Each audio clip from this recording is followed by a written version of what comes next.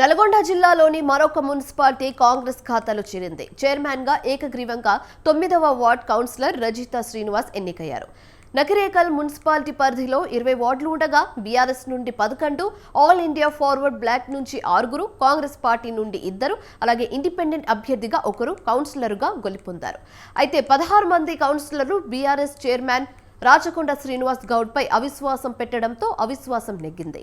దీంతో నేడు కొత్త చైర్మన్ ఎన్నిక ఆర్డీఓ సమక్షంలో నిర్వహించారు.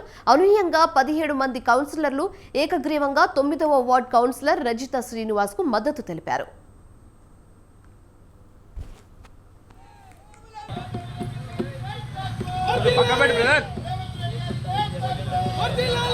ఏకగ్రీవంగా నన్ను ఎన్నుకున్నందుకు మున్సిపల్ పాలకవర్గ సభ్యులకు మరియు మన ముఖ్యమంత్రి రేవంత్ రెడ్డి గారికి, మన జిల్లా మంత్రి కోమటిరెడ్డి గారికి, మరి ఎమ్మెల్యే వేముల వీరేశం గారికి ప్రత్యేకమైన ధన్యవాదాలు.